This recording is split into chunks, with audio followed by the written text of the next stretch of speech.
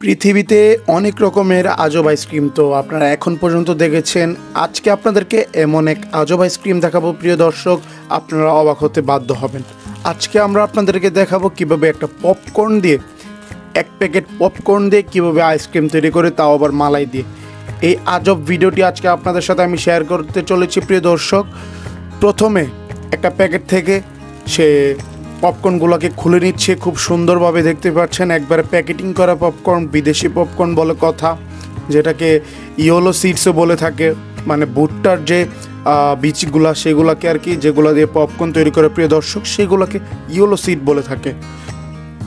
So সবার প্রথমে সেগুলোকে বের করে নিচ্ছে। বের করে নেওয়ার পর হচ্ছে উপর দিয়ে ফুল ক্রিম, যে ক্রিমটা মানে এই রোল আইসক্রিম বানাতে ব্যবহার করে থাকে, সেই আইসক্রিমটা এখানে দিয়ে দিচ্ছে প্রিয় দর্শক।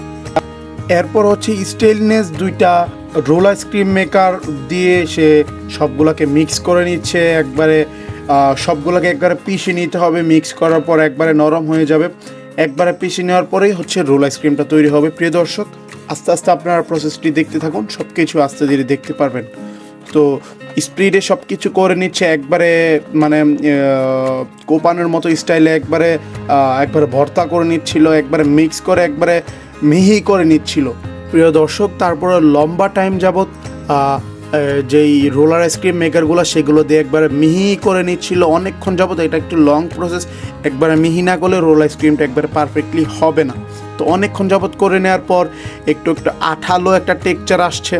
আসার পর সেগুলোকে আরেকটু মিক্স করে সেগুলোকে আইসক্রিমের শেপে একবারে মানে সার্কেল শেপে রাউন্ড করে নিচ্ছে, দেখতে পাচ্ছেন আপনারা স্ক্রিনে। এভাবেই মূলত রোল আইসক্রিম বানানো হয়ে থাকে।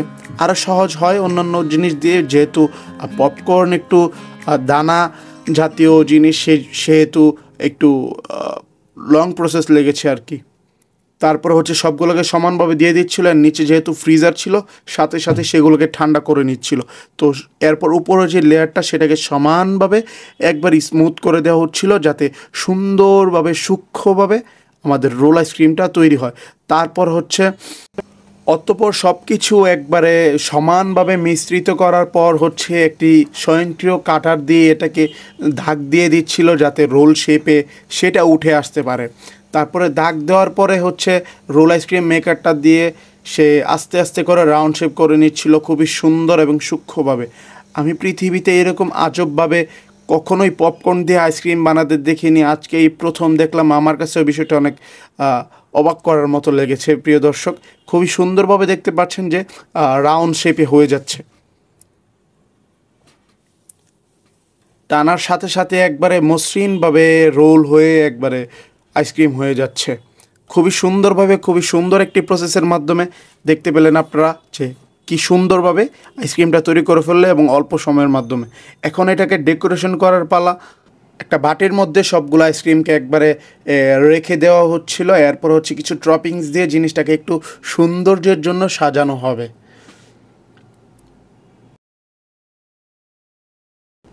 তারপর প্রিয় দর্শক এটার উপর কিছু পপকর্ন দিয়ে এটাকে গার্নিশ করে নেওয়া হচ্ছিল, যাতে দেখতে জিনিসটা আরও সুন্দর লাগে আগের মতো বা আগের থেকে। তারপর হচ্ছে উপর দিয়ে আরও কিছু জিনিস দিয়ে দিচ্ছিল, যাতে জিনিসটা দেখতে আরও সুন্দর লাগে আইসক্রিমটা, এবং খাওয়ার স্বাদটাও বাড়িয়ে দেয় প্রিয় দর্শক। খুবই সুন্দরভাবে দেখতে পেলেন আপনারা কীভাবে পপকর্ন দিয়ে রোল আইসক্রিম তৈরি করে ফেললো। তো ভিডিওটি কেমন লেগেছে অবশ্যই জানাতে বলবেন না, এবং অবশ্যই চ্যানেলটি সাবস্ক্রাইব করবেন। আসসালামু আলাইকুম।